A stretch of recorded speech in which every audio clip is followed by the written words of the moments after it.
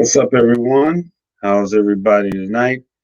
I got Mr. Man Parrish on, Where is and he? welcome to the History of House show. This guy. just Oh, thank yeah. you All right. for That's me. Yeah, what we used to say in school. That's my name. Don't wear it out. That's old school. That's old school. well, I see. Well, it's good to see you, Manny, as you said. I can call you, so I don't want You can anybody to call me. think I'm being Anybody can call disrespectful. me Manny. Okay. Well, it's good to have you on the show, sir. You know, I've been a fan of your music since 1984 when I was a young b-boy breakdancer. And you know your music has stood the test of time. We've rocked all your music here in Chicago. Your music was rocked, of course, all over the world, but here in Chicago, we really love your music. You know, I told you it's an open debate if your song is hip hop bebop is actually house music because it fits our little genre we're playing, or if it's actually hip hop. So we try to claim it here in Chicago. I don't think the New York people like that. You guys call it house. Kids in England call it electro. You know, New York calls it rap. Miami calls it freestyle. I don't care as long as they listen to it, right? That's all that counts, right? As long as they listen to it. Yeah. Well, I think that points out that your music really crossed a lot of lines ethnically, genre-wise. I mean, you know, and it was foundational in all the styles of music that we're talking about. I mean, freestyle people say you're foundational. All the electronic music people, be it house or Detroit techno The or electro kids in electro, England. you know, we say it's your foundational. And it's funny when I do Exactly. interviews, it depends on, You know, so when I do interviews, it depends on who's talking, right? And like sometimes they'll ask me like New York street questions, or sometimes they'll ask me synthesizer questions. It depends if somebody's like house or rap or hip hop, you know, whatever, or electro. I get like each interview is different depending on like what the person's background is and how they see where my music came from. So that's kind of cool, right? I mean, I guess, you know, I don't know. Yeah.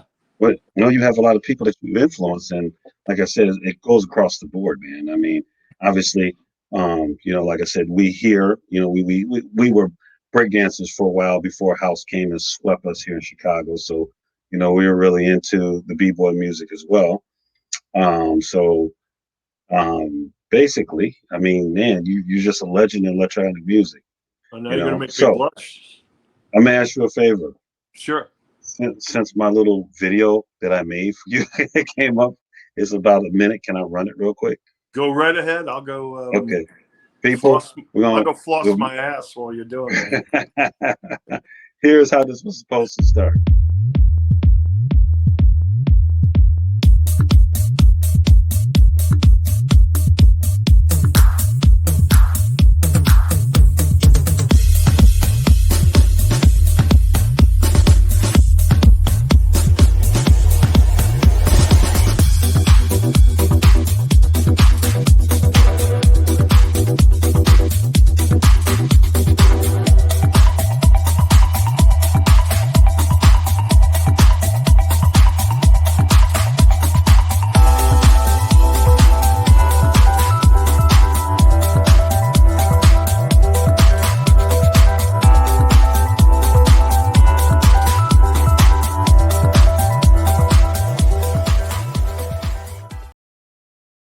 Now I feel good.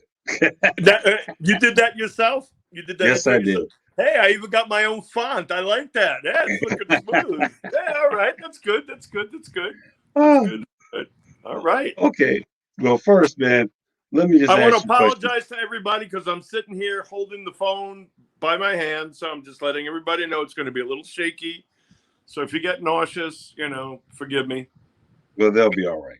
They'll be all right. So let me ask you a couple questions, man. Number one, question everybody is probably going to, most questions that people have asked me to ask you is number one, How many inches? how, well, we're assuming 12 since we, you know, it's always 12 inches. 12 black inches and a hole, baby. 12 black inches and a hole. We actually, you know, I want to say something about that because when we did a couple of records, we used to go to the mastering process and they would scratch like a serial number between the label and Oh the yeah. last groove. And we used to ask them to put messages in there, and we put 12 black inches on a hole, or, word to your mother, or whatever stupid thing we could think of, like in 2 seconds. And a lot of those vinyl records have little messages right in there. So there you go. That's a DJ thing too. So there you go. Oh, DJs, now get we out know. your records and see if the bootlegs wouldn't have it, and a lot of the licenses wouldn't have it, but the original records probably did. Now, like Hip Hop Bebop, what was the original label? Was that that wasn't it wasn't Sugar Scoop, right? No, it was Import 12. So Import 12 came out of um, a company called Disconnect. Disconnect used to do DJ mixes. They were the first DJ subscription service in America, I think anywhere in the world, actually. And they would get, there were no 12-inch records back then when Disconnect first started. They kind of made them. So whatever record was out, they would ask the record label for, like a reel-to-reel copy of it. They would make multiple copies, and then they would just go in and edit and loop stuff and make a 4-minute song into like a 10-minute song, so you could play it in the clubs. And DJs, I don't know what they spent back in those days, but they spent relatively a lot to subscribe to the service. And every month you got a package in the mail, or every 2 weeks you got a package in the mail with I think it was two vinyl records.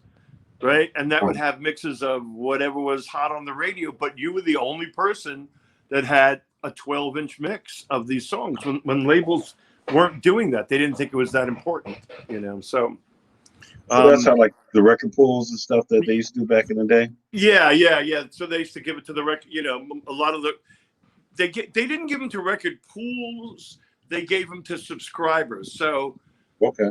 you'd have to pay to get it shipped to you. You didn't get it as part of a record pool. And a lot of people don't know what record pools are. Just really, really quick. If you were promoting your record, you'd press an extra 1,000 copies, and all across America were what they call record pools. And you would know more than I was, because I wasn't a DJ, but I don't know whether you subscribed to a record pool or you just joined it and they gave you records. But people would fight to get the hottest record in their pool so they could get it out to the DJs. And for record companies and people making records, it was a great way to get your stuff across America and in the clubs for next to nothing. And radio stations were part of record pools too, not just DJs, because they wanted the latest stuff. And there were some very influential record pools, in some of the major cities. If you didn't service the pool, they could sink your record. Tell all the DJs not to touch it. Give us the record or we'll destroy you. Trust me. Wow. Yeah. Oh yeah. Wow. So what made you? I mean, I guess what made you get into making the phenomenal music you made? Because obviously, well, I wasn't into drugs. See, if I smoked weed, I got paranoid. If I did coke, I got paranoid. If I drank, I fell asleep. But I when I was back very young, 15, 14, 15, 16, I did smoke weed. And what stopped me is one day somebody came to the house and said, "Oh, I got this new weed. It's treated. It's called angel dust. You'll love it." And I almost literally walked out of a window on the 4th floor because I thought the 4th floor was the 1st floor. That's how high I got. But I used to like to smoke weed, and I built a synthesizer from Radio Shack. We were talking once before, and I heard Autobahn in a taxi cab going home one day, and me and the taxi cab driver just sat in front of my house with the meter off and listened to a long version of the whole version of Autobahn.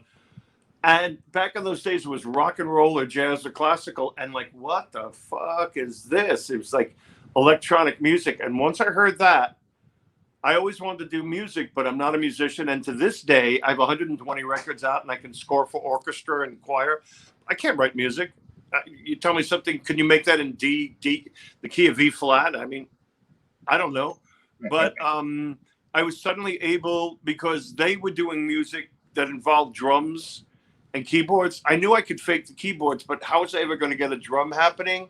And I was too embarrassed of my musical knowledge to work with anybody in a group. But the 808 drum machine came out in Kraftwerk, and now I can suddenly be a band. So I didn't have the drum at first. I had a 2-track reel-to-reel tape recorder with sound on sound. And what that means is you record on track 1, and then you record some new information, and it puts it onto track 2. And then you take that track 2 information, you record it with new information, and bounces back over to track 1. You have 3 layers, back and forth until you build up layers. The quality goes down and gets worse as you go generations because it's analog. But I would do these things called soundscapes, and I'd sit there and smoke, and I'd put on my black light, and under my Jimi Hendrix poster, and smoke weed and make kind of sounds because there weren't any ambient or synthesizer records out, and I didn't know where to buy a Kraftwerk record, so that's kind of how I started, right? And then I became that weird dude in town that has synthesizers that can make sounds. So can I pay you $20 to come play, make some weird sounds on my record or something like that? So that led into, my friend was working for like a real sleazy, like, it's the equivalent of a bad titty magazine in the gay world. It was like, it wasn't Inches, but it was something like, like Hung magazine or something like really like, not that I ever looked at that magazine, right?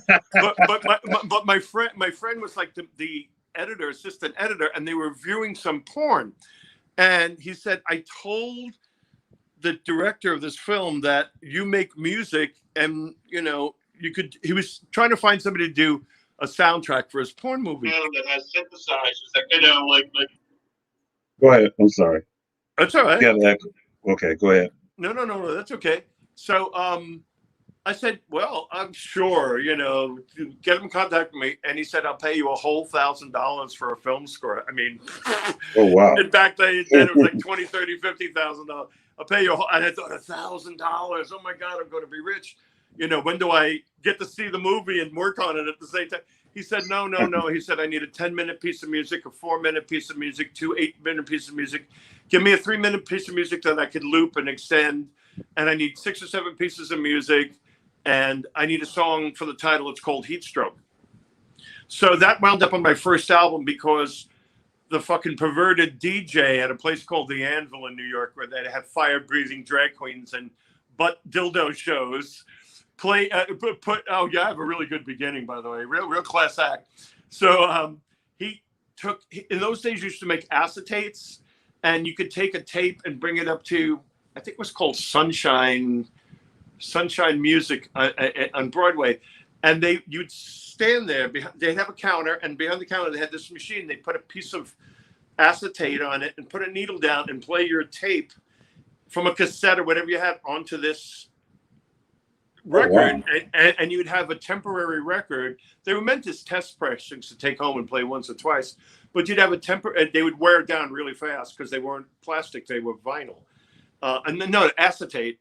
So he took the soundtrack to the porn movie that I did, put it on a cassette tape, brought it up there, made a song, and he would play it in the club with all the on top of the music, and then someone said, they're playing your music at the Anvil Club in New York. And I'm like, what?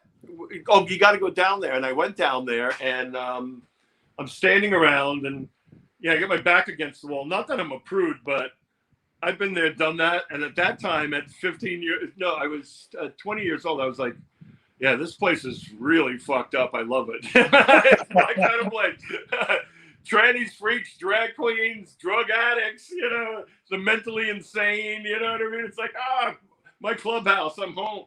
And all of a sudden my song comes up, and I walked up on the DJ booth, and I looked over, and he said, no requests. I said, no, wait a minute. That's my record. He goes, what do you mean that's your record? I said, I did the music for that. It's from the movie Heat Stroke. He goes, oh my God, the guy from this Import 12 Disconet is looking to find out who did this because they want to release it on Disconet because it's really hot. Give me a number and I'll take you up tomorrow. And like in one day, I signed a 1-page record deal, which of course gave away everything, my grandmother's furniture, my firstborn. I get nothing back in return, no advance, no nothing, you know what I mean? But we put out Heat Stroke, it did good. And Raul Rodriguez was working at that office. He was a DJ.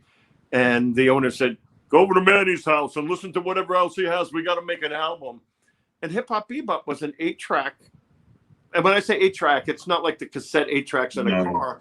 It's a tape recorder. Instead of having two stereo, it was stereo times 4. So it was 8 separate tracks. And that's how most of that first album was done, at home in my parents', in the bedroom of my parents' house, laid down on a tape machine like that. We brought it into a bigger studio to mix it. We bounced the 24-track and added a couple extra parts, but most of that is from there, and that's why it sounds so good, because it's it was like old school technology. Wow. So yeah, everybody listening, a lot of us produce music and compose. Now we have Pro Tools and I use Ableton Live. I think my screen's locked out here, but I use Logic. Let me see if I can get this to turn on. I'm a Logic person. You can probably see it back there. Wow. I use Logic and a lot of plugins for mixing and stuff. That's my jam. We got it real easy compared to what you guys had. Well, we did music before. I mean, these are 3 64-inch monitors, all right? I mean, like 3 TVs in your living room. But back when we did Hip Hop Bebop and that whole album and all that stuff, there were no computers. I didn't have a sequencer until 2 or 3 years after Hip Hop Bebop, because they didn't happen. I had a Mac Plus with opcode sequencer, and it would jump and spurt, and it would just slow down in the middle of a song. Da da da da da da da da da. It was insane. So when we did Hip Hop Bebop and 6 Nipple synthesizers and techno tracks and 2 Sisters High Noon and all that, there was no way to synchronize that stuff. But I have it here. There was an 808 drum machine. It would put little pulses out in the back. And that pulse used to drive a step sequencer in my Pro 1. And I could do ba da da ba ba ba ba ba ba ba ba ba. And when you played the drum pattern, it would go da da da da da da da da da. So that's how we built sequences. You got to imagine 2 lights that are flashing together. Eventually, they're going to go out of sync. So I would record the first 30 seconds or minute, and then it would start losing sync with what's on the track. We'd have to rewind the tape and then go like a half a minute back and 2, 3, 4 and hit it on the downbeat. And I'd hit the drum machine to trigger the sequencer and go another 5 or 6 or 8 bars. And that just happened for like an hour just to get one track down because you messed it up. Yeah. I mean, and that's how we built 24 tracks of stuff at times. There was no other way to do it. Well, there was another way to do it. There was a digital synthesizer called the Roland MC8 Micro Composer, which I actually have. It was Giorgio Moroder's, and he used it on Donna Summer's I Feel Love, and I managed to get that. My vocoder actually was from Electric Light Orchestra, Mr. Blue Sky. I got theirs too. But and my one of the synthesizers was Patrick Callie's for Do You Want to Funk. So they're in my storage in my storage space. But everything was done by hand. There were no sequencers. There's none of this stuff. You know what I mean? Yeah. This no makes MIDI. it easy. And I don't even use. I mean, I have some keyboards around here and stuff. You know what I mean? But I don't even use them. Everything is all virtual plugins. I mean, this looks great, but I haven't turned it on in years. I went and I bought this. This is more to impress your friends when you walk in the door than I actually use at this point. And I gotta sell it because everything is a plugin. Wow. Yeah. Well, it is much simpler. It is much simpler. Yeah. Wow, that's amazing. All the things. So I can show you no MIDI. I'm going to show you a plugin. Let me see. How do I don't know if I could flip this screen around. Let me load a plugin here on Logic. Give me 1 second. Let me pull something up and I'll show you what a plugin looks like. I can actually have vintage synthesizers. I just got to find one. Like the Mini Moog and all that stuff. Mini Moog, the $10,000 Fairlight. All right, here's a DX7, which is a kind of a famous. I remember that one. Yeah, but here it is virtually, right? Wow. Uh-huh. Right there, and it's a machine. It's computer modeled to be exactly like the hardware. So I don't need synthesizers anymore. I have probably 400 or 500 plugins that serve different purposes. Mini Moogs. Moog modulars where they have those giant racks that are like a wall of synthesizer. I have ARC 2600, 2500, Oberheim's Juno 1s, which were used in house music. I mean, Juno 106 and all that kind of stuff. That's all. I have virtual 808 machines, and they're modeled by machine learning to be. I mean, if you put an oscilloscope, they're identically the same. So you don't need hardware anymore. It just makes it easier because it's all in one box, like over there, you know. Yeah. And I think the limit on this now is like 1,024 tracks. You know, on my old machine it was 8 tracks or 9 tracks, and it would start spitting out. You know. So the first stuff that we were doing, we were using a little Tascam 8-track. Yeah. You know, we thought we were cool. Porta Studio, right? The cassette recorded on cassette with Dolby noise reduction. Yeah. People were doing records off of cassette, a multi-track cassette, a standard cassette. You'd buy a standard, the highest quality Max L or whatever cassette, and then use noise reduction. Yeah, I remember. Porta Studios. So you did Hip Hop Bebop. Now, all of us here will assume that you were super, super, super famous because we all knew your name, and you know we were looking at this record and listening to it and listening how fat the sound was and. Well, fame and fortune are two different things. How it made us feel, and you know, and how it made the crowd move. So, what was happening to you in real life? Mm-hmm. Well, after what was happening to you in real life when hip hop when this was up? Yeah, when Hip Hop Bebop came out, I thought, you know, this is cool. I got a record out. It's on the radio. I'm doing shows here and there. Things are going to be good. You know, I'm starting my journey into, you know, being something in music. And then a couple of months later, you know, I was doing shows. We got $1,000 for show, but I probably spent about $800 or $900 for the show, you know, between the van, the dry ice, paying, you know, the dancers and somebody to help us out and somebody to drive us. By the time we were finished, I probably had $100, and the money's going down and down. I didn't have a bank account. I never worked. So I went up to the record label and I said, I need money. And they were like, don't you, you know, you're just going to have to wait. It takes us 6 months to a year to collect money. I didn't know they were getting paid every 60 days or 90 days. And, you know, I literally remember crying one day. I said, I'm going to literally be evicted. I don't know what to do. And he wrote a check for $500. I had sold a million and a half records at $12 a record. That's 12 million. Yeah, because those 12 inches were high.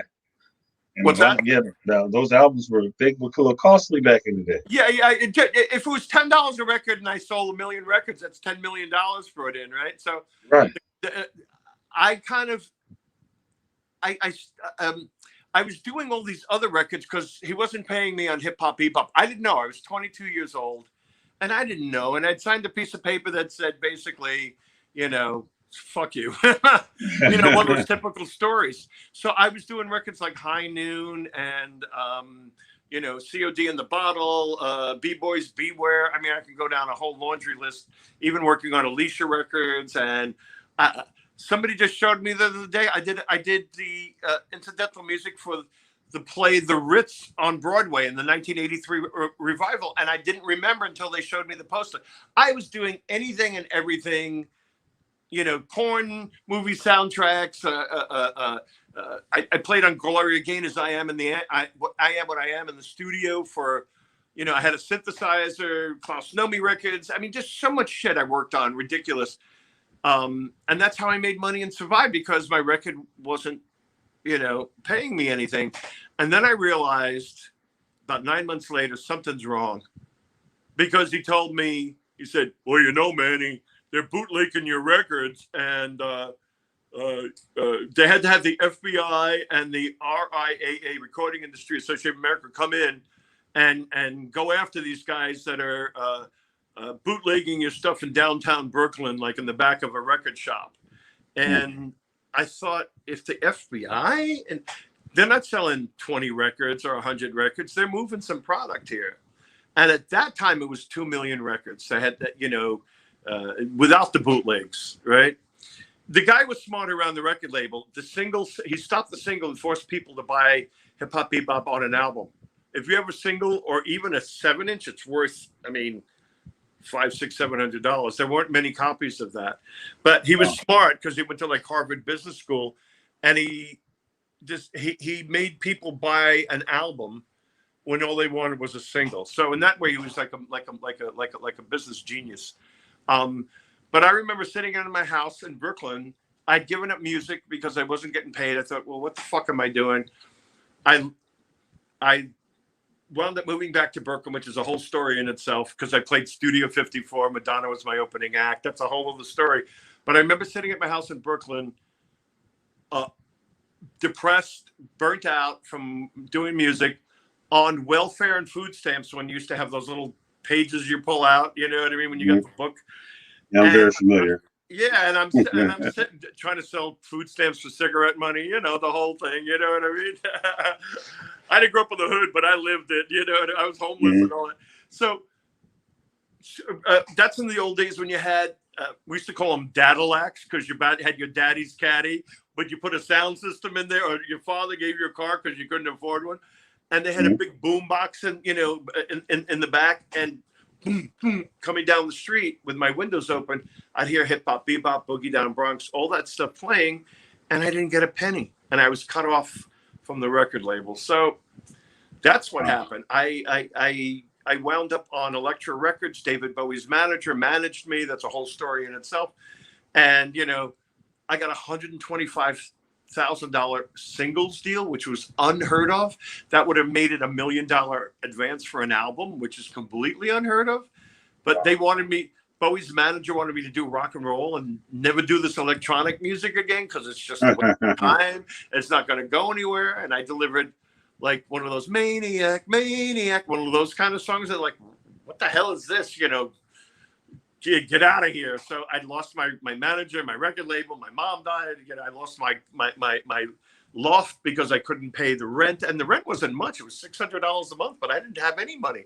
So I wound up in Brooklyn, broke, depressed. And it took me years to recover from it. Wow. But I was still doing records here and there. People would call me up. Can I come to your studio for $50? I only have $50. I did that man-to-man mail stripper, #1 all around the world. That was a fucking friend from New York, never paid me on it, but put my name on the cover. And then when I confronted him, he took my name off the cover. So not only did I not get paid, but he fucking stabbed me in the back by trying to erase my name off of it, right? Fucked up stuff. But Klaus Nomi, I worked with the Village People for 6 years. They came to the house. Boy George sat on my bed, you know what I mean? Practically, and sang. So I had this little famous house in Brooklyn where all these people would come, and then they would say, who's coming this week? You know what I mean? So I didn't get paid cash, but I got paid in life experience, because I got to not everybody, a lot of people knew my name, but I got paid in that sense. So, you having me on the show, listening to my music in a way is like me still getting paid. It's not money. I feel good that somebody's listening to my music and cares enough to talk to me about it. So it's another form of payment. Well, like I said, people still play your stuff. I still play your stuff. People say you're a legend. You know what that means. You're just an old fart, and you managed to make it to hear. I know. I think you got legend status right after, I would say, after Boogie Down Bronx came out. Because you were already, everybody was like, who is this guy, when you had made Hip Hop Bebop. And then I remember hearing High Noon and Two Sisters B-Boy Beware. We didn't even know that you did Watch the Closing Doors or the COD in the Bottle. We didn't know that. Yeah. And when Alicia Baby Talk I worked on, and Two Turned On with the Fairlight synthesizer. I mean, there's a lot of stuff that I forget half of it, until somebody pulls it up or plays something to me. Mark Berry, who was the engineer, called me a few hours ago, and he said, do you remember this record? And he playing to me on the phone. I could barely hear it. I go, sounds familiar. He goes, you did that. I'm like, what? You worked on it. And look at the credits. It says Man Parrish, and Roller G. I'm like, what? And I've got this great guy, Josh Shio, and he's got a label called Dark Entries. And he's always pulling this obscure shit off the internet. Look, this sounds like your music. Is this your music? And I'm like, oh my God, yes. So there's like hundreds of things out there under all kinds of names. I told you the story of Two Sisters. I'll tell it again. Me and Raul Rodriguez hung around so much. We walked in the office one day, and that fucking queen that was working there, and I'm a queen, so I can say it. That's my N word. I could use it. Mm-hmm. Yeah. So he turned around and he said, "Oh, it's Manny and Raul. You guys hang around with each other so much. You're like two sisters." And I went, oh, "Great name. You know that girl you're fucking? Let's get her, and let's get that other girl you want to fuck. They'll be the two sisters. Let's get put them on the record and put them on the cover. We got a group." And a lot of those records were done. We would get to the studio. It's true. It's all true. We were so poor. We used to use Vanguard Studios, which, if you don't know music history, there was a studio called Muscle Shoals in the South that did all the Aretha Franklin and all the really early soul stuff. Well, Vanguard Studios is part of Vanguard Records. It was a jazz label, but they weren't using the studio for recording. We used to get in there. It's now the Gotham Comedy Club in New York. We used to, I mean, Freeze, IOU, me, Planet Rock, and all the Arthur Baker stuff. Alicia, Shannon, everybody was in that studio at one point or another. Because for $50, you can get it at 8 o'clock at night and get it till 8 o'clock in the morning. Otherwise, the lights were off and they weren't making money. So we would go in there with like two sisters, you know what I mean? Rolls in the corner, trying to figure out some lyrics and melody. And he's like, "What do you think of this about?" No, change it. And I'm there just rolling tape and coming up with stuff out of the clear blue, out of nowhere. And by midnight, they put vocals on till 2 o'clock in the morning. And from 2 to 5, we would mix it. And from 5 to 7:30, pushing it to barely 8 o'clock, we'd edit it with razor blades and it would be done. And we'd take it up to record label and make $300 or $100 or $500. If we made 1,000, we were rich, and we split it. So if I made $300, we got $150 for that, and they just claimed it as theirs. Well, I hope the Chicago guys have been, always complaining about, and not that they're not supposed to complain, but the Chicago guys who got in some bad record deals with some of the labels here in Chicago. I think you should complain. I think you should complain because that's the only way other people are ever going to know about it. It's not cool to keep your mouth shut on that if somebody fucks you up. Because you don't want other people to suffer like I did and other people did. Real quick, I tell this to people. You ever wonder what happened to? Like, oh, right, I remember what happened to them. Chances are they got ripped off and they put their tail between their legs, their head down, and they sat home, and it messed with their brain. Messed with mine. I mean, look what a perfect specimen I am. Well, speaking of which, you were telling me about the guy who did the lyrics for Boogie Down Bronx, John Carter. Yeah. So how'd you meet him and what happened with him? Yeah. So we were doing this track in my house, but since I had this little famous house, John Carter lived around the corner. His dad was working in the building. I was in a white Italian Jewish neighborhood. He was only the only black kid around for miles, and everybody was cool with him. And his dad was like super of the building or something like that. But this kid would rhyme, and I'd come home or I'd be there with Raul, and sitting on the steps of, I had a little 2-family house, sitting on the steps of, would be John Carter, and there's that kid again.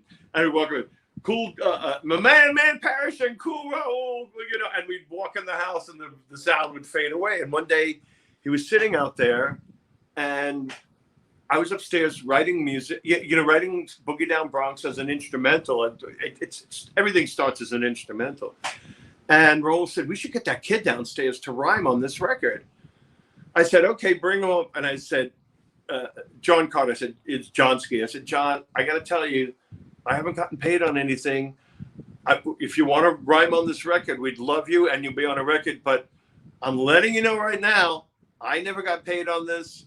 I can't guarantee that you are. So you got to make a decision. If you do it, you may not get paid because I probably won't either, but I'm just enjoying what I'm doing." He said, "No problem." We set up the mic, and I think we got it in one take, maybe two. And then I went back and I tracked his voice with my vocoder. I took channel, probably the vocals were on channel 7, and I fed that into my vocoder, played it on the keyboard, and fed the vocoder out to track 8. So that's why there's a vocoder. So we get that, and no one had done that before. You know what I mean? So there's another thing with vocoders that I'll mention real quick is a lot of these radio stations have their station IDs. Kiss FM with vocoders. Back in New York, there was a radio station, and if you're listening or a DJ from New York, and you're as old as water like I am, you remember there was a radio station called KTU, and they always had this vocoder voice, 92 KTU or Dance Classics or DJ Mix or whatever we did on the vocoder. I was the first person anywhere to do that. And then shortly after, years later, radio stations followed, and now it's pretty common to have vocoder, call letters and stuff like that. But they would take any record that I made, as long as it didn't have, it was payola, as long as it didn't have dirty words on it, they would put it on the air into heavy rotation as their form of paying me. So wow. When you hear, next time you hear a station ID that has a synthesized voice, give me my dollar. I want my money. I want my money. Man, that is amazing. So now I was very, very lucky. There's so many talented people in this business that can't get arrested. And part of it is who you know. And I swear, and people don't want to hear this, but part of it was really luck. I happened to hang out in New York City, which had a lot of musicians and a lot of freaks and a lot of celebrities, but they weren't really the ones that got me through music. I guess I was lucky, and I bought some equipment, and nobody else had synthesizers back then, and they wanted that sound on their record. And hey, call that dude Manny. He lives in a loft, and give him a few bucks and he'll play on your record. So that's kind of how I made it. But that, I think, was luck, I see, man. Well, I mean, you mentioned Kraftwerk, you mentioned Georgia Moroder. Were these people inspirational in you doing music? Oh my God, you got to realize, like I said, back in those days, it was either rock and roll or jazz. There wasn't, or maybe funk, but white radio stations didn't play funk. I remember my friends were listening to Led Zeppelin, Pink Floyd. I was a Bowie fan only because of the makeup and the outfits. I liked some of the early music. I hated the stuff later.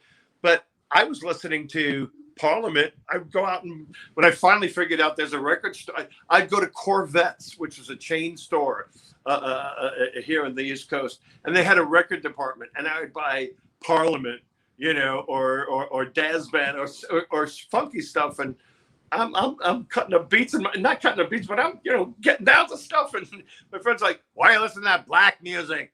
I said, "Because I'm not into the white music." So it wasn't funky enough. It didn't have a beat. It didn't move me. So that's kind of like my roots, I guess. I build from the rhythm up. You know what I mean? It's got I got a fat ass, and it's got to move it. If it doesn't move my ass, then Why do it? Well, I do a lot of ambient and classical music now too, for different reasons. Yeah. But that's we all listen to different genres, even classical or jazz and stuff, because you find out, you learn a lot about music. Listening, I learned a lot listening to Richard Wagner and Mozart. About I don't give a fuck what it is as long as it's good. I mean, there's Bach that just drives me crazy. I won't even listen to shit. It's sort of like, oh, what's that? Oh, that's really cool. Oh, that's classical. All right, who did that? And then I'll listen to some of the other stuff and go, that's all shit except for this one piece. So, you know what I mean? I just like music. If it's good, I'm not a snob. I'll listen to anything. But if I listen to it more than once, it's usually because, and what's good? You play, you're a DJ. You got DJs out there. You play stuff. Oh man, I can't wait to play this night. You play it, and cricket on the dance floor. You know what I mean? So good is relative, right? It's definitely relative. So yeah. So I was going to ask you. Of course, when we heard Boogie Down Bronx, we were rocking it and breakdancing to it. We were waiting for the follow up. That never happened. We never heard. Because I never got paid, and I was broken. My stuff.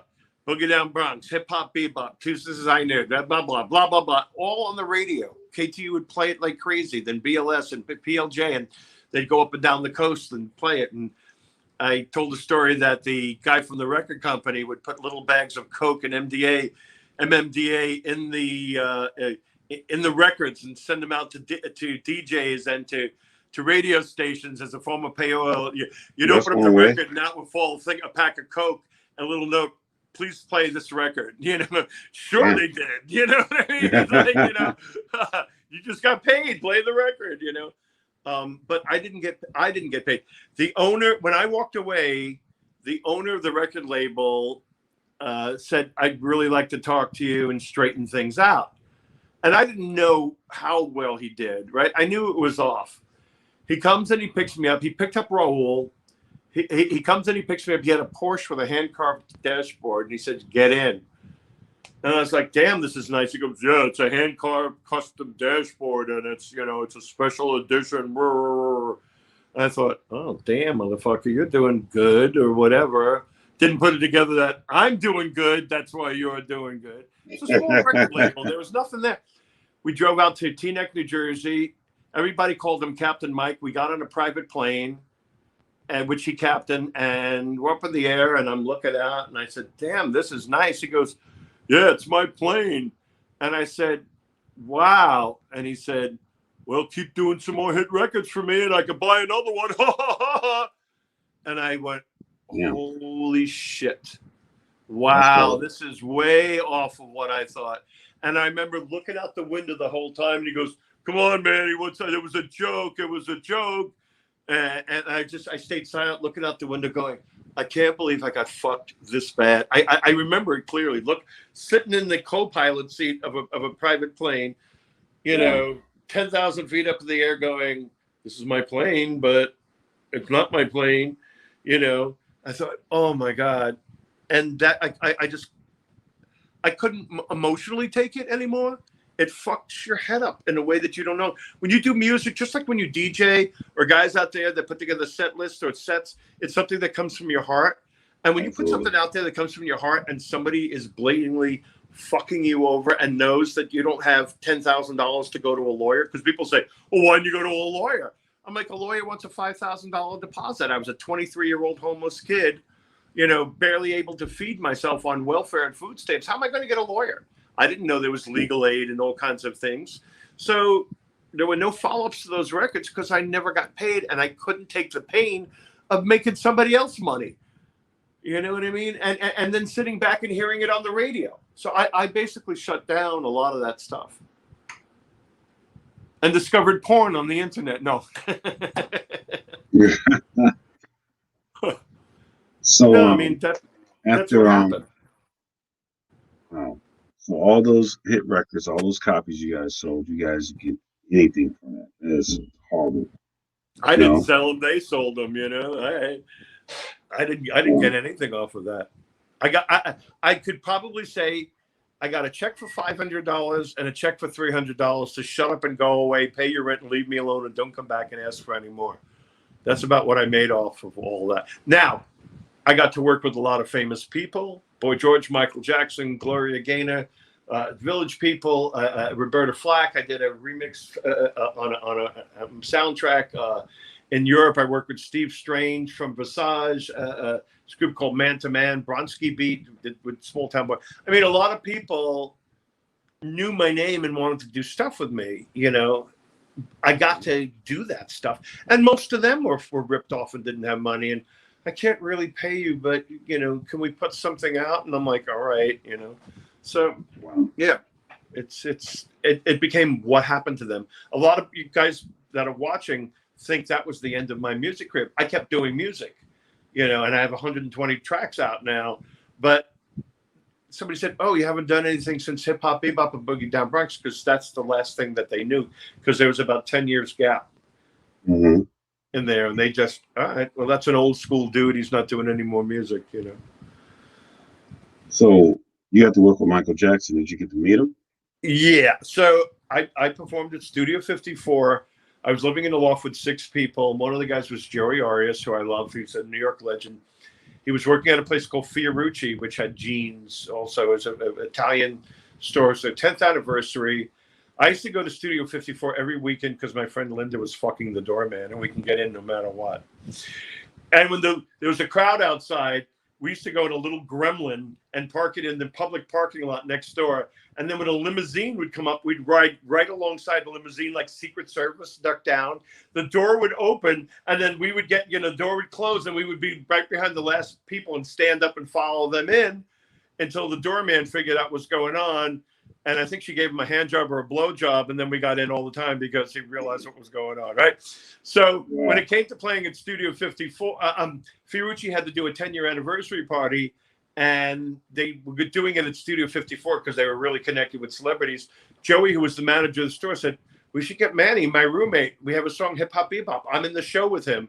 You know, where's Joey? Joey is that guy there. Okay. On that side. And he said, let's get Manny to play his records all over the radio. And they said, sure, okay. So my mother had died, and I went straight from the funeral, the cemetery, to Studio 54 for the sound check. Wow. And my head was like, so they said, do you want to make an entrance? And, you know, I was crazy. I said, sure, I want to fly in from the ceiling. They said, okay, no problem. I didn't think they were going to say yes. They said, no problem. They lower down this little burnt trapeze. They weigh you and they counterweight you. So the guy is only pulling 5 or 10 pounds of weight difference. And it was this little guy, and he said, like 3 feet, I'm going to fly you. And I thought, oh my God, this ceiling is like 3 stories high or 4 stories high. It was a theater. They had to put whole sets up there, you know, and lights. Mm-hmm. So that night, they pulled down a scrim, you know, a wall. Studio 54 had all these walls and sets that used to come down, and they timed it with the DJ. They pulled down the wall. I had that, you can't see it, but I had if you look up old pictures, I had a jumpsuit with a cape, very Darth Vader, and we'd have a dry ice pipe, and all this smoke would come out on the stage under blue light. We had this creature, because we were into Dark Crystal and all this lame shit, because we thought it was cool, and this creature would come and pull the hood off, and I'd be underneath, you know, this pipe would go away, and there I was, you know, with glitter robot spray all over my face, you know what I mean? Playing in Camden, New Jersey, the only white dude, and everybody, and the hood would come off, and oh shit, it's a white guy, and I'm like, oh shit, I'm gonna get shot, you know what I mean? And then the beat dropped, and then we were okay. But Studio 54, they put me on this little seat, and they pull me up, and they said, right after the song, about 2 minutes, your song's going to go on, and the show's going to start. We'll dim the lights, and you'll come down from the ceiling. And I said, great. So he said, don't swing back and forth, because there's about 10,000 watts of neon. You'll get electrocuted, and all the neon will shatter, you know, and the celebrities dancing about. So they pull me up, and people were like this big. I swear to God, they were like this big on the floor. I'm on a little bird perch. I'm telling you, it was maybe this thick, right? And where is it? Wait, sorry. It was like that thick. And I was in this heavy corduroy thing, and that's the old days with 1,000-watt bulbs. So it must have been 110 degrees, 120 degrees, and I'm slipping, and I'm sliding off this thing, and I'm trying to put myself back up on, and my hands aren't gripping, and now the thing is sliding back and forth, and I'm getting really close to the neon, and I'm flipping out, and the song ends, and I thought, okay, great, and then another song comes on, and I'm like, no, and then I'm trying to like readjust myself, and then the thing would swing back and forth, and I thought, oh, fuck. You know, and I thought, all right, the song's ending. I know the song, it's going to end. These are, 5-10 minute songs. And another song comes on. Now I'm up there 15 minutes, 18 minutes, and I start freaking out. It's a really loud sound system. I'm going, help, help, help! I'm flipping the fuck out. Of course, nobody could hear me. A third song came on. I was up there 15 or 18 minutes, and then finally came down. The guy who was doing the dry ice on the stage was an alcoholic. Instead of putting 2 inches on dry ice, he put about 10 feet of dry ice. And I thought, oh, the stage bottom is here, which is way above my head, maybe, up to like a ceiling. I thought, I'm just going to jump off and land there. I wound up dropping almost 2 stories off the stage into a cloud of smoke. And the whole first song was buried in smoke, and people thought it was the coolest thing they ever saw. But it was just a show. And my opening act was a girl that was unknown at the time, and her name was Madonna. Well, Madonna, you've talked about Madonna a couple of times working with her. Me? Give us your impressions of Madonna. What did you think of Madonna when you first met her and worked with her? How was she? Madonna was Madonna. Studio 54, there was an incident where our clothes went missing before we went on stage. We were told by one of her dancers that the clothes were intentionally hidden because she wanted to go on first at 12 o'clock and not at 2 o'clock when less people were there. When I played at the Red Parrot, we were on first, Planet Patrol second, and then, or the other way, Planet Patrol first. I can't remember. No, I was on first at midnight, Planet Patrol at 1, and Madonna at 2. And she got off stage and she was screaming at the manager that I ruined the audience because everybody was yelling and screaming. And by the time it came around to her show, people had left or they were too tired to worship her whenever she wanted. What did she have out at the time? Holiday and at that time it was, I think it was Holiday. Yeah, it was one. What was it? I guess it was Holiday. Yeah, it was one of the first. That was one of the first ones out. And then we played out in the Hamptons for all the rich people once, and there was another show somewhere too. Mm-hmm. Now you talked a couple times. I know that I was on the front covers of the press in England as fucking Madonna. I can tell you that story. I had the Man to Man record, and I had to go over there to do a mix. I still wasn't paid on it, but I wasn't allowed to enter the country illegally. I'd have to have working papers, so I came in as a tourist. And this crazy queen from the record company was doing promotion. I land, and I'm in like sweatpants and a sweatshirt and bus head. You know what I mean? Like leaning one side and looking really like shit. And he said, "Manny, welcome to England. Oh, by the way, you're going to have to do a few interviews." I said, "What are you talking about?" He goes, "You see all those people over there?" He said, "That's the press." And I said, "Well, what do they want with me?" But our record was charting. He goes, "Oops, I told them you're fucking Madonna. Come on, we have a press conference set up." And I went, "Oh, what do you want? What?" He says, "Come on, darling, I'll take care of it." I said, "Give me your sunglasses." I put the sunglasses on because I couldn't look at anybody. We go to a hotel. There's a little dais laid out.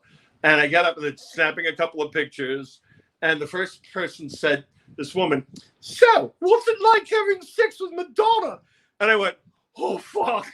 And she goes, "Man, he's got scratch marks down his back because he does it so well." And I thought, oh, my God. What about Sean Penn? They call him Poison Penn. They both hate him, and she's leaving him for men. And I thought, this is getting crazy. And another, "Oh, excuse me, sir, but how does Madonna get into Manny's house?" He's got a maid, Beulah, who's got a blue Ford, wraps her up in a blanket, goes right by the side door, and she quickly runs in so the press can't follow her, and they have wild sex. And I thought, this is so fucking crazy. They're never going to print this. I was at a hotel where you had to put 5 pence pieces in to get heat. That's what kind of budget we're talking about, this record label, all right? I'm freezing my ass off in dreary London. I was jet lagged. The next day, he knocks on the door, and I go, what? He throws the newspaper down on the bed, and at the bottom of it, it says, "Madonna longs for my baby," and has a picture of me. I said, "Oh, my God, I'm going to get sued." He goes, "It's England, darling. They can't sue you." And I thought, okay. He goes, "Hurry up, get dressed. We're going to have lunch." I said, "I don't have any money." He goes, "No, I've arranged lunch all week, breakfast, lunch, and dinner at the Peppermint Park so we can eat for free all week, but you have to do interviews." And I said, "I'm not doing interviews." He goes, "Don't worry, darling, I'll take care of it." And I said, "You've already taken care of it." He goes, "Just shut up." So we would go and have lunch, breakfast, and go back to the plate. We'd walk around the block and come back again. And we told the waiter, "Shut up." You know what I mean? And then I remember getting on the subway, going back to the hotel, and the guy across from me had the paper open, and on the bottom of the paper was my picture. I'll never forget that I was sleeping with Madonna. So the press followed us around, and Madonna's brother had a TV show in Chicago on cable or something like that, and wanted to confront me about having sex with his sister. And of course, I turned it down. But I got scared when my father called from New York. We were there about a week and a half. And he said, "The National Enquirer and a couple of other papers are calling and want to know what's going on with you, Madonna." I said, "Dad, don't answer the phone. Don't answer the phone. I'll ring twice, hang up, and call back if it's me. Otherwise, don't answer the phone." And I got scared, and I thought I was going to get sued. So I told this kid, I said, "I'm not doing any more interviews. It's over. I didn't fuck Madonna," so on and so on and so on. He says, this was like Lucy and Ethel. You know what I mean? Yeah. There's always something going on. He goes, "Great, I got an idea." And I thought, oh, my God, no more ideas. He goes, "No, I'm going to get the girl from the office and we'll put her in, you know, like a little bikini top. And we're going to rent a hotel room. But I know this hotel where all the balconies are connected. We're going to get the guy to let him into the place next door. You're going to be in bed with her. Just pull the cover down to just, you know, her bikini. And you lie in bed with your back to the window and pretend like you're making out or something like that. And I'm going to have the guy sneak on the balcony and he's going to get an exclusive of you cheating with Madonna. I swear, this is all the fucking truth, right? So I'm lying in bed and we're laughing and we're talking. And she goes, ooh, ooh, ooh, ooh, there's somebody out on the balcony. I said, really? She goes, yeah, yeah. And I turn around and I go, hey, you. And there's a picture of me like that. And it said, like caught. You're outraged. Yeah, yeah, yeah. And it said, caught Madonna's cheating kiss and tell lover. You know what I mean? And that made the English papers. And it was so insane. Did she ever say anything to you about it? Never said a thing. I mean, I definitely helped her. I put her on the front cover of the English press for over a week. And she knew about it. Of course she knew about it. I mean, you know, who wouldn't call her or the record labels? You're on the cover, you know, with that fatto for whatever someone said, you know. Was she dating Jelly Bean at the time? Or no? Yeah, so there's a place called the Fun House in New York, which is one of the first warehouse places. It had a Richard Long sound system, which had 30-inch cabinets, not 15s, 30s. There weren't 18s, there were 30-inch woofers, custom made. I used to be able to walk into the cabinets. I remember they were like, you know, 6 feet high or something like that. And whenever we used to drop off acetates or test pressings or first pressings there, and John, I know him, John Benitez, Jelly Bean Benitez was the DJ. And the DJ booth was like the size of your living room. It was like with couches, and Arthur Baker would be hanging out and all these people. And there was this girl who had a black shirt on with hairy armpits. Her arms would be up like this. And on the front of the T-shirt, she had long black hair. We used to call her the Skank. And had a T-shirt on that said, I'm Madonna. So, yeah, I remember her. I remember her from way back. Yeah, I'm getting lit up with questions, man. Well, let's do it. That's why I keep looking down. Hey, everybody, hey, I'm not being rude. Thank you. I'm not being rude to man Parrish, but I got everybody. No, let's do it, man. I don't shut up. So let's do it. I gotta ask you question number one. Did the group Rama and the song "Don't Want You to Be"? A lot of the guys that we used to b-boy and dance with, they love that song. A lot of the girls love the song. Who wrote that? How did it come about? Tell us the story. So the name Rama is R-A for Raul, M-A for Manny, Rama. And Raul did lyrics. I wrote the music. And Raul would get session singers because in those days there were a lot of guys and girls that would show up for $50 and sing. So, you know, that was that. And I sampled one of the voices, you know, that little emulate, sample thing playing up and down the keyboard because John Roby kind of made that famous with A-E-I-O-U. Right. And everybody wanted to emulate that. And I had a sampler. So R-A-M-A, Rama, Raul, and Manny, R-A-M-A. Wow. Yeah. So, yeah, man. Well, that song, like I said, that is another classic that people love to hear. I can still play that one. Wow. People Let's knock out these questions. Let's go for some questions. Okay. Next question. Whatever happened to Sugar Scoop Records? All right. So the guy who owned Disconet had Import 12 and Sugar Scoop. He later died of AIDS from all the drugs and the MDA and Coke and all the shit that he did. He was a gay guy. And it was the beginning of when that virus was out and he would die in 3 to 6 months. Before he died, he had dementia. I had left the record company. I got a call one day that he was in Dallas, Texas. He had broken away from the hospital in New York, got on a flight, went to Dallas, Texas in his pajamas and bathrobe. And I don't know why the airline didn't stop him. But she called me and she said, I know you're not happy with Michael, but he's the only person that he'll listen. You're the only person he'll listen to. I've arranged, they're holding him in a hospital. Can you go and bring him back to New York by plane? And I thought, here's this guy that fucked me out of millions of dollars, but I'm a good guy. This is somebody suffering. I went and I got him back and never saw him after he died. And with that, Sugar Scoop, Disconet, and Import 12 stayed open for a couple of years. there were two guys who ran the office. They had a really bad coke habit, and they started. They were selling records, and when there weren't follow-ups, he started selling the back catalog that they owned. One of them was my record, and the both of them went up to Canada, forged my name on a fake release form, and sold Hip Hop Bebop to Unidisc Records in Canada for $1,000, and blew the money on a Friday and Saturday night on a coke binge in Toronto and came home. And how do I know this? Because one of those guys turned out later to be a very good friend of mine who worked with me in the club when I had my club nights. He told me the whole story. Yeah, that's low. You know? So when that collapsed, Sugar Scoop, Import 12, and DiscoNet all went down. All went down. Wow. Yeah. So, I got some stories, man. This is cool. Another question we got. So you mentioned some of your contemporaries. This one's a text. I got John Roby and Mark Berry. Whatever happened to them? I just spoke to Mark Berry. Mark Berry has a successful company in Canada. He does music production, film, and I think TV stuff. We were just talking this afternoon about a project that we could maybe, with throwing some ideas around about stuff in those old days and doing a documentary, the New York documentary, that stuff. John Roby is, I think he's on Long Island.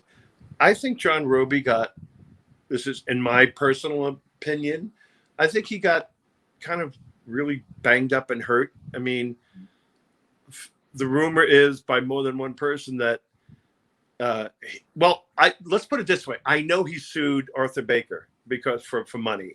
What the outcome is, I don't know, but I think John Roby got blown out by it. He did so many records, Freeze, AEIO. He was a keyboard player and played these incredible things. On my record, the record company, Raul and Mike Wilkinson, who owned Sugar Scoop and Import 12, invited him in to do overdubs on my record and didn't pay him. But what they did is they offered him a third of my publishing. Mm-hmm. Without even asking me, and I didn't know that till years later. He would have been paid $100 to come in for an hour or two and played, but wound up getting a third of my music. So John's, I think he's in Long Island. He's on Facebook, but he's kind of just recluse. Raul Rodriguez wound up drinking himself to death. Oh wow! He used to like his beer. And then there was no work after that, all fell apart. And he was struggling to DJ. I spoke to him about a year before he passed away, which is about 4 or 5 years ago. He was working a night shift as a doorman on the Upper West Side in New York. He said, please don't tell anybody. I'm so embarrassed. I don't want anybody to know that I was a doorman. I said, Raul, I'm not doing much better. I'm working I have a party called Sperm every Sunday night at a bar called The Cock. It's not something I'm broadcasting all over the place, but I'm doing what I got to do to get myself through. So don't worry about it, buddy. And he said, well, I've been on and off drinking and trying to get sober. And then I heard that he passed away. And it was, this is what happens. It breaks your heart. It breaks your soul. So that's those guys. Man. Okay, and get a question. Mr. Arthur Baker. This question is pretty detailed. Okay, so Mr. Arthur Baker, producer of Planet Rock and Looking for the Perfect Beat. They see John Roby's name on there. I know you had told me a story about being in the studio with Bambaataa and them when they made Planet Rock. So how much of that is Arthur Baker? How much of it is John Roby? I would say a good half and half.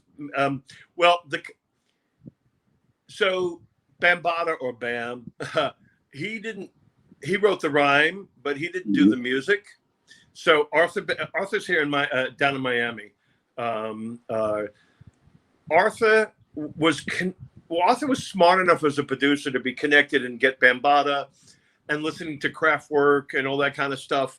And I don't know what his relationship with Roby was, but I don't know whether he hired him as a studio musician and wound up keeping him, or they were friends before. But Arthur was great at those kind of connections. Oh, he'd be great with that. Let's go ahead and do this kind of thing.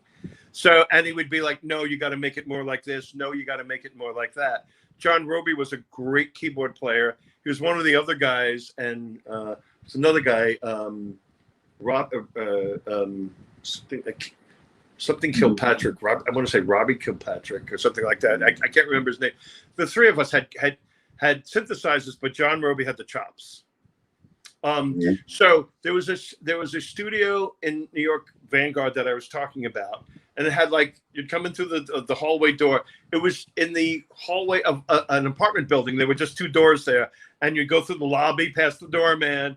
I'm going to the studio, and the door would open, and there'd be an outer room, a green room with a glass, and we'd usually get there ahead of time. We didn't want to be late because we only had 3 hours to do it, so we made sure we were always on time. And I remember several times. I remember Planet Rock. Bambaataa would be lying on the couch with his Dr. Pepper like this and drinking his Dr. Pepper, and they'd be doing something. Come on, Bam, get up, boy. All right, party people. Oh, funky. And they come back and like be back on the couch and chilling out and all that kind of stuff. And Arthur's running the tape recorder. I mean, Mark Berry's running the tape recorder. Arthur's telling him what to do, and John Roby's laying down a lot of the tracks and programming the synthesizers, and stuff like that. So it's not all Arthur. I did some stuff for Arthur, and it disappeared and wound up on a movie soundtrack that he did. A Beat Street? The Beat Street, yeah. Roll and I did stuff in his studio. We were going to do a record, and we got locked out of the studio. Arthur was great for taking Planet Rock, making a copy of it, and then pulling out a lot of the stuff, putting some new stuff on it and calling it Perfect Beat.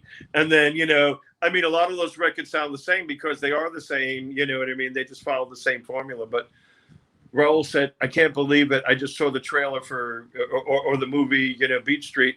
He said, you remember that song that we did? And I said, yeah. He goes, listen to the bass and the drums. And we never finished it. We only got part of the way through. He goes, that's our track. And it's like, what am I going to do?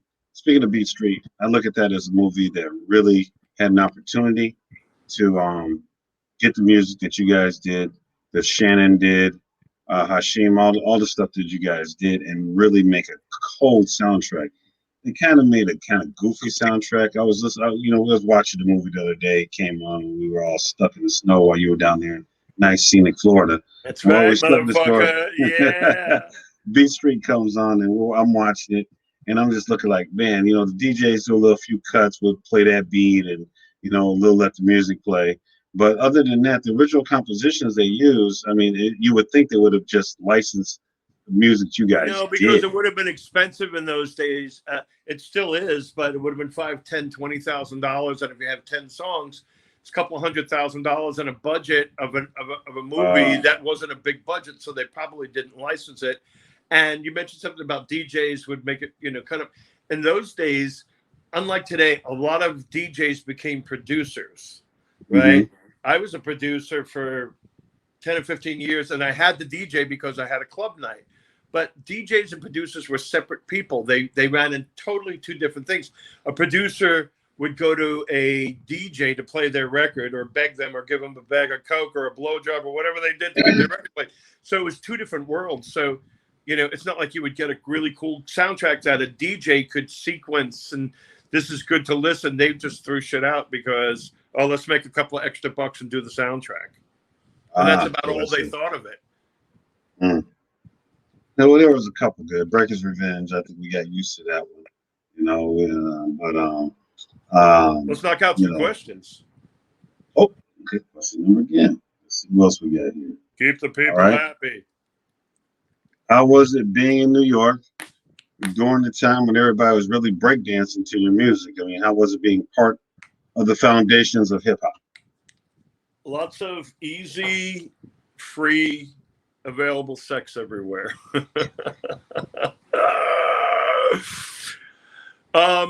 I didn't run in hip hop circles, so I was out getting my dick sucked. That's true. New York was a very different place. Now it's totally destroyed and it's going to take years to come back. That's a whole other trip. But there was no It was very inclusive. There was no racial shit going on then. I mean, you wouldn't get a bunch of white boys going up to Harlem, you know what I mean, and chilling with your homies. It wasn't like that. But, you know, there wasn't the bullshit that there seems to be now, you know, and it's way worse now. Urban was, you know, there was a new movement coming up, and it was urban music. You know, like I said, there was rock and roll, dance, and at that time, disco. So if you weren't playing funk like Parliament, there was nothing that was yours if you were from the streets, right? And this new sound came up, which was street sound, and it was about b-boys or just, you know, Jenny from the block, who's so far from a block that I don't know what block she's from, but you know what I mean. I mean, it's like if you hung out in the park, if you hung out in the streets, because we didn't have internet, we didn't have cell phones, we didn't have stuff like this where you're in your house. You had to go out and hang out in the streets to be with people. So it was kind of like a people thing. So it was a whole new movement. And it was exciting to be part of that. Right? Wow. But I wasn't going up to, I mean, I played at the, you know, we used to go up to the Fever to listen to music and that, but, you know, I wasn't holding breakdance competitions outside my door or anything like that, you know. But See, you ruined our how we envisioned you. Yeah, right. I mean, you know, I was a fucking white gay fag from New York, you know what I mean? And you know, I went cruising at a gay bar at night because I wanted to get laid, you know, and they weren't playing hip hop, they were playing Heatstroke. It's really weird because Heatstroke played in the gay clubs, Hip Hop Boogie Down Bronx are in the street clubs, Man-Made and those sort of things. Techno tracks are being played in places like the new wave clubs like Dance Interior. So wherever I went out, I heard music that I wasn't getting paid on, but there was a very big segregation. You wouldn't get Heatstroke being played in a hip hop club. And the thing I talk about hip hop was not what it is today, which is rhyme and rap and all that. And there was rhyme and rap, and then there was hip hop, and hip hop was jazz slang for dancing. So hip hop, bebop, hips hopping is dancing, bebop is music, don't stop. Hip hop, dance to the music, don't stop. Hip hop, bebop, don't stop. Right? The music that we were doing, Planet Rock, that was all dance music. That was party music. That was fun music. That was like Rapper's Delight. It was an electronic version of that. We're all together. We're all going to have fun. No bullshit. No prejudice. No drama. And that's what hip hop was. And then later it became music incorporated by rhyme and rap and all that kind of stuff. But back then it was just street dance music. And it was called hip hop for about 4 or 5 years. And then it converted over. Next question we got. None of us knew you may watch the closing doors. How did that happen? Hunger. We were fucking hungry, and I can't remember the label. And Raul said, "Come on, dude, let's do another record." And I was like, "Raul, I don't want to do another record. We're not going to get paid. I need the money." I said, "Oh, I do too. How much are they paying?" $200. No, tell them we want more. Oh, I don't know. Let me try. He said he'll give us $350. I said, tell him to go fuck himself. No way. And this is like a year after Hip Hop Bebop's out, you know, a while after Hip Hop Bebop's out. All right, he'll give us 500, 200, 250 each. I said, I'll do it. I'm hungry. I'll do it. And then we just go in for 8 hours and make up a record and deliver to him the next day, and they'd write a check. And I was the only one with a bank account, so I'd cash it and go get the money from the ATM and give it to Raul. And then my bank account was probably zero, or $5 afterwards. You know what I mean? Yeah. Because you know, we're looking at people listening to the song. I remember when it came out, we played it. We loved the break when he would, you know, when he go, "Here's Julio, break into his radio," dun dun dun dun dun dun dun dun dun dun dun dun dun, which has been sampled a lot by house people, by the way, in Chicago and New York. I did have sampler back then, but it was the Emulator 1, and it was huge. It was like a Hammond organ. It weighed like 75 pounds, and it was all steel, and you could only sample 1 second or 2 seconds, and it was in mono at half audio quality or something like that. You know what I mean? So We didn't use a lot of samples because it was a pain in the ass. But if you did, it was Yeah. special. You know, all that was. And here's the other thing: synthesizers back then didn't have programs. You didn't press a button and pop up the drums or the, I mean, or the bass line. You had to tune oscillators and send it through a filter and move the envelope generator. And all that stuff may sound weird to people, but we had to program that shit by hand. Yeah. And then if you went back the next day, give me that sound that you got me on, you know, that record, like, it's gone. If you didn't use it right then and there, it was over with. if you shut it off and didn't touch it and came back the next day, there used to be signs in the studio, program synthesizer, do not touch. But you'd come back the next day, the session ran out, and they're going to come back the next day. Do not touch, written, you know, on paper on top. You come back the next day, turn it on, and those were analog oscillators and analog filters, and they would warm up, and the circuits would expand, and the sound would be like way different. Okay. So you had to record it right then and there, or you're fucked. Mm-hmm. Back in the old days, kiddies, when we used to, our samplers were only 2 seconds. Did another New York question about New York? Did you know the Latin Rascals back in the day? Oh yeah, yeah. I mean, we didn't hang out, but Latin Rascals were very important, and also Animal Diaz. They were cutting tape with razor blades, and they would do. I mean, I knew they were DJs, and they'd have their shows sometimes on the radio, or they'd have special nights at places like the Roxy, which was a roller skating rink that held, you know, 2,000 people, 3,000 people, because roller disco was still happening in many places. You go Tuesday night and roller skate, you know what I mean, and listen to all that stuff on a big sound system.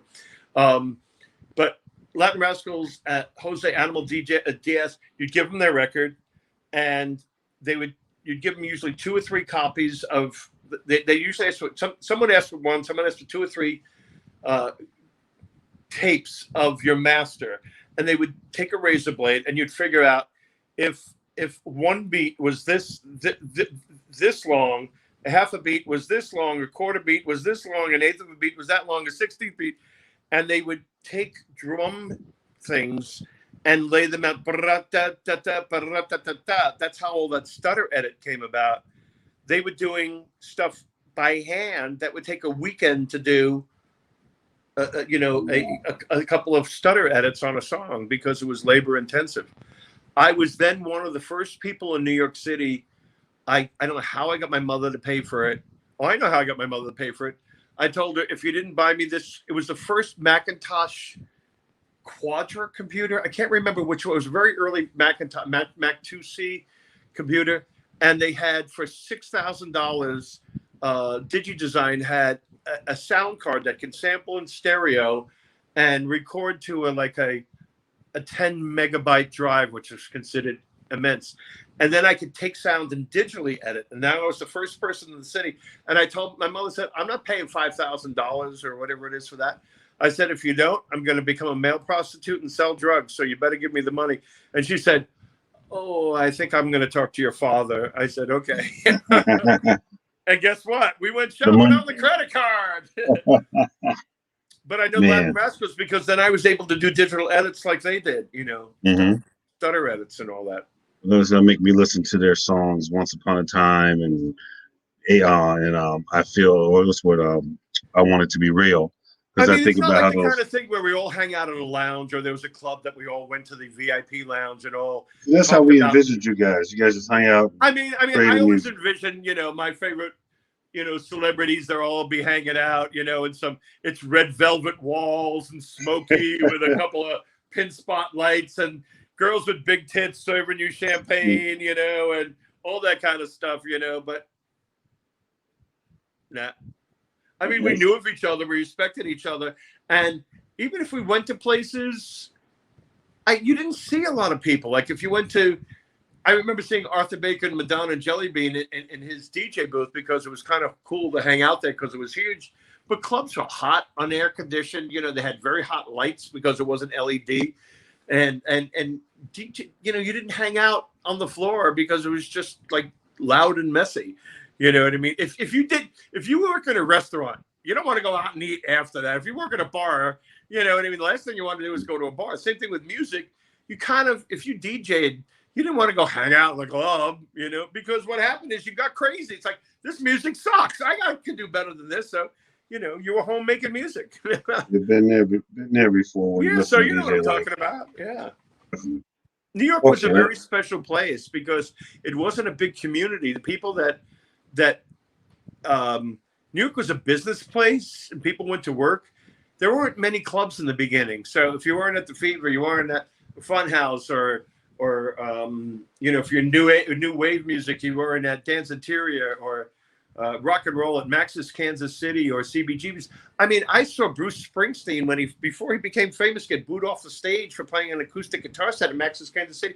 Aerosmith used to come down in the van, play Max's in front of maybe 30 people, and then stand outside and try to get pussy at the end of the night. I mean, they were nobody. I saw so many groups, like that, famous groups. It was a small town. I mean, there was a lot of people, but if you were doing music or any of that kind of stuff, there were not that many people doing it. So you ran into people or hung out with people. Wow. And I wasn't a musician, so I couldn't hang out with musicians, and I wasn't a DJ, so DJs didn't hang out with producers because they were like different worlds, and they were DJs. Mm-hmm. So when, I know you talked about spinning records that you were a producer first. Yeah. When did you become a DJ? All right. So I was so broke and so poor. I was working at a straight sex club, fetish sex club, where they used to spank people. I'm not getting spanked, not into it, but I was working on the door because I'm 6'4" with a big gut. And I used to work next to this woman, Candy, who used to file her fingernails into little points. And she was a dominatrix with leather and all that kind of stuff. And if I was at the door, they were less likely to get robbed. So I couldn't take it anymore. Not because it was a sex club, but I had to figure something else out. And this guy come in that I knew. He goes, there's a new bar that opened on the east side, and they're looking for people to do a night. And I'd love to do a night. You want to join up with me? And I said, great. And I remember we went for an interview. I didn't even know what the name of the place was. It had a red rooster outside. And I didn't know what the place was. And he said, all right, we just opened like last month. I'll give you Sunday night. I said, okay. We left her on the subway going home. He said, what do you want to call it? I said, I don't know. It's got to have like I wanted to be creative and an artistic beginning, like a new seed. He goes, Sperm. And I said, great. It's so fucked up. He goes, by the way, the name of the bar is The Cock. It's a red rooster. There's a red rooster outside, but everybody calls the rooster a cock, blah, blah, yeah. So it became The Cock. And I just figured I'm into music. I went out and that was when you had CDs. I went out and bought a bunch of CDs, and I was DJing like a tranny. One record would end, and then the next record would start. If you ever see how trannies DJ, then that don't mix. I didn't know how to blend music, but I would go home and practice it. And I was playing shit that I wanted to hear. And the capacity of the club was 87 people. And the first week there were 10 people. The second week there were 20 people. And then we started decorating the club every weekend. We'd spend 8 hours turning it into, wrap the place in plastic or wrap it in velvet or fake fur. Or every time I bought lights, I put the money back into it. And I bought lasers and lights. And this tiny little bodega storefront just got bigger and bigger. And we went from 87 people. I think the biggest capacity we had was 480 people.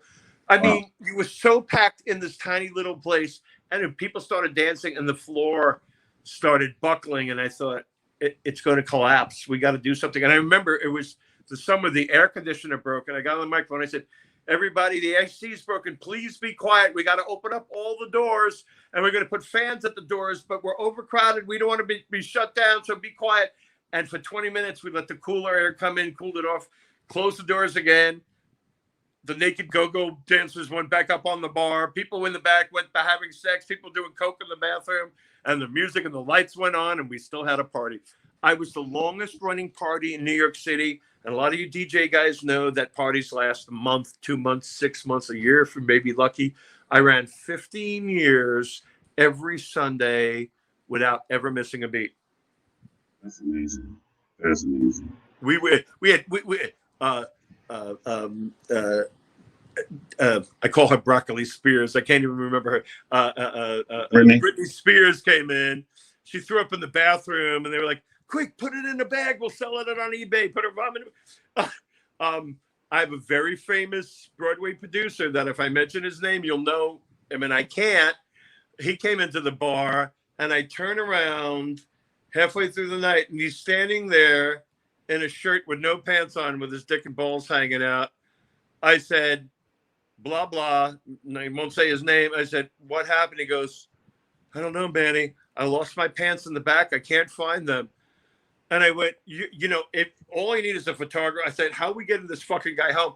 We had to go next door. There was a restaurant. I said, excuse me, can we borrow a tablecloth? One of our clients lost their pants and we got to send them home in a cab. That's hilarious. Oh my God. And freaks, it became the place for the trannies, freaks, drug addicts, people. We had guys that would come out of jail, broke, stand on the bar, get naked, swinging their dicks, doing the helicopter for dollars because they needed bus fare to get back to Pennsylvania or New Jersey. I mean, we were known as the insane asylum in New York, where you could come and party and nobody bothered you and you could do crazy shit. We had a lot of famous people come. You know, and nobody bothered them, and the mentally insane. It was fantastic. Wow. If you want to see what the party's about, if you go to Man Parrish Stories on YouTube, I talk about the sperm video, and at the very end, I think it's the only way you can see it, there's a link to my sperm party, and you can see all the crazy freaks and all the crazy shit that went on. I'm lucky. I brought in a video camera, a night vision video camera, and I have a lot of stuff I can't even show. Yeah. Wow. Yeah. Well, we are going on an hour and a half. So what I'd like to do, if you'd be so kind, well, I want to make sure everything's chopped up. If you'd be so kind, I'd like to do. Yeah, I answered all the ones that I had because they were mostly duplicates. But looks like people want to hear more about your life. So what I'd like to do is, if you are able to, is schedule a part 2. Yeah. Maybe for a week from now, if that's okay with you. Sure. If I'm not watching porn, then I have the bandwidth. Definitely. Hey, listen. When you get older, I'm 62, man. You know what I mean? I'm a gay 62, so I look good. But when you get older, sex is only up here. You know what I mean? You're like, oh, do I have to get naked and get in front of somebody and actually do it? Nah. I'm just gonna. It's all in your mind. That's why they have dirty old men with like dirty old mind. Yeah, it's all in your brain. You know what I mean? I'd love to do it. If people can't make that and want to hear some really great stories, I'm on YouTube as Man Parrish Stories, 3 words, STORIES.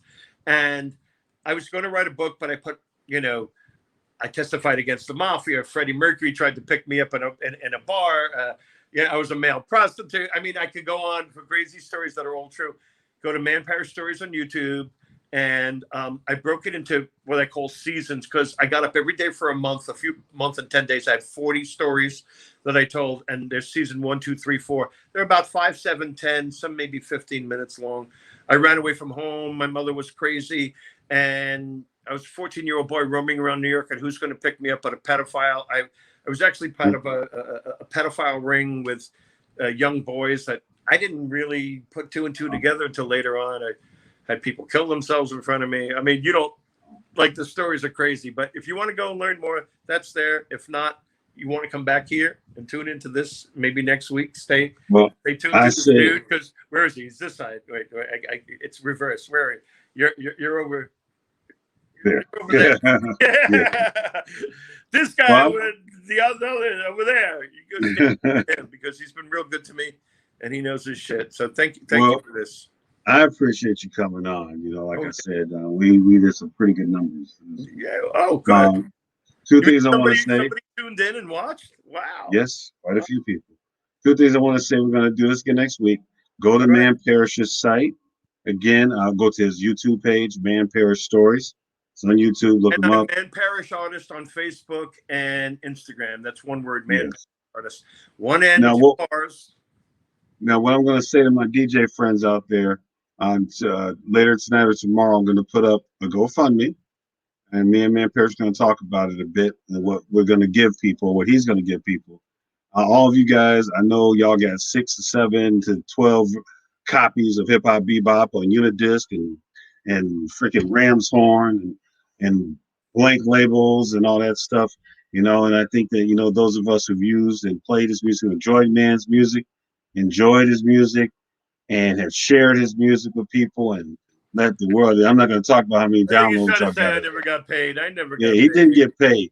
So, you know, we're going to kick it off where, you know, $5 to get you one thing, 10 to get you another, 20 to get you another. I'm going to put it up there on I'm going to Facebook. show you guys something real fast, and this isn't a pity thing. I'm diabetic. That's a insulin pump, and that's a glucose monitor. My insurance doesn't cover it. I've got to come up with money every month just to stay alive. And I've had all these fucking records out. It fucking sucks. I mean, it sucks. It's unbelievable. I'm not begging for money, but No, and honestly speaking, you know, everybody, yeah, this not Richard is this. saying that he thought it'd be a good idea if you download it or you got it. If you could throw a couple of bucks, if you could. I'm Yeah, not going on a vacation or buying a yacht. I'm paying for insulin and my diabetic and supplies. it's only the fair thing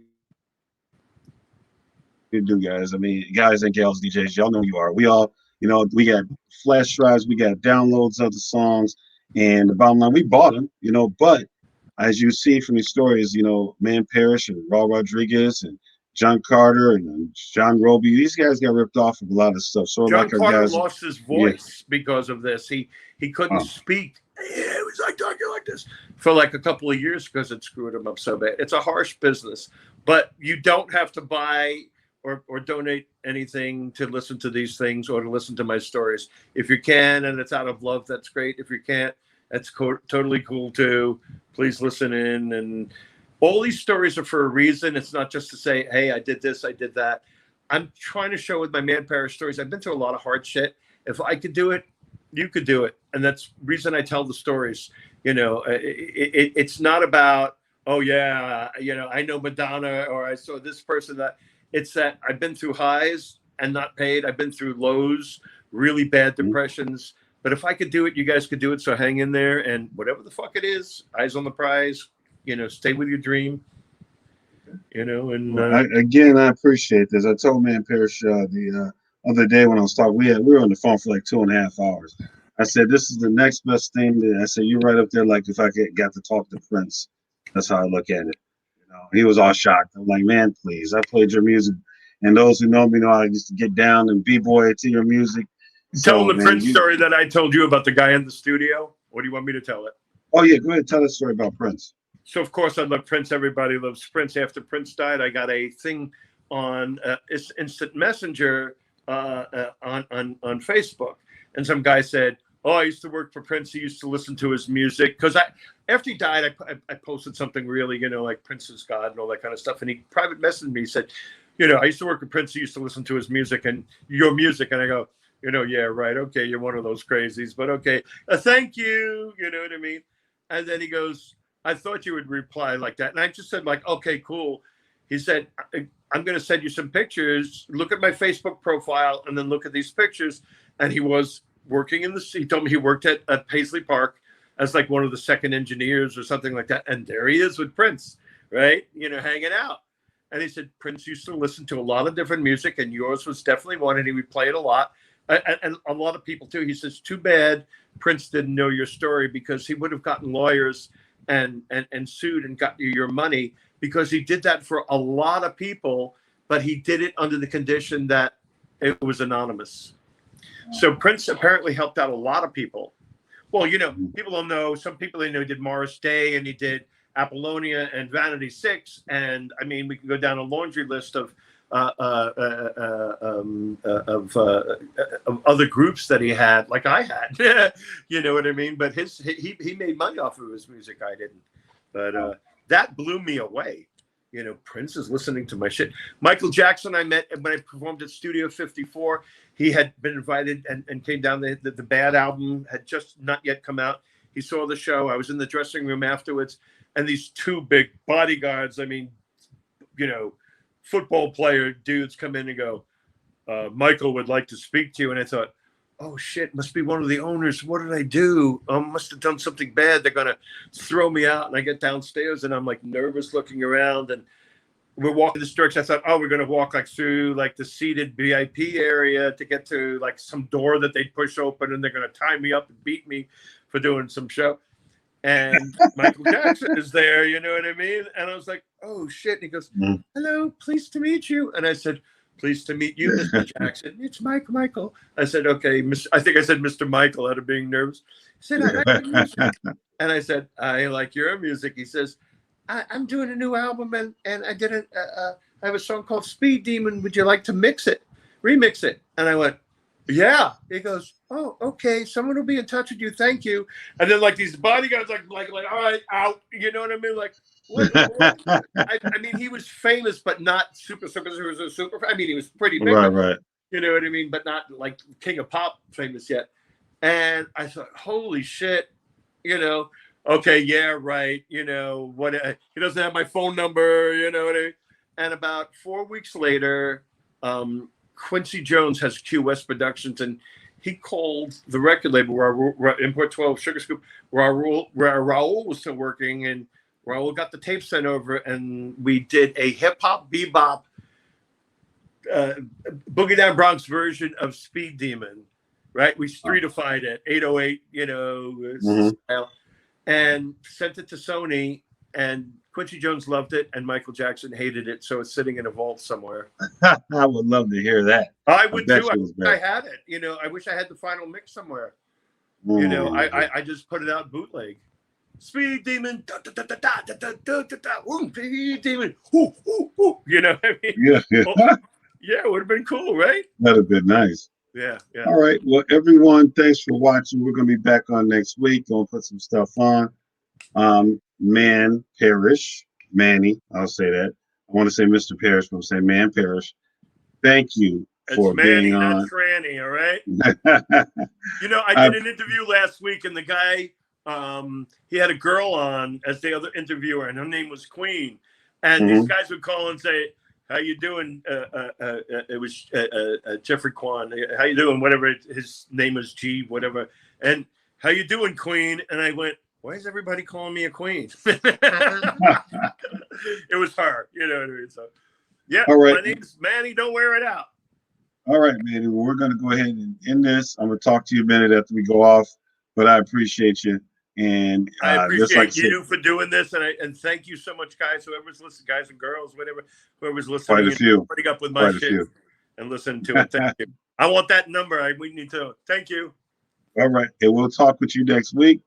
Let me go ahead and run that music again and my video again.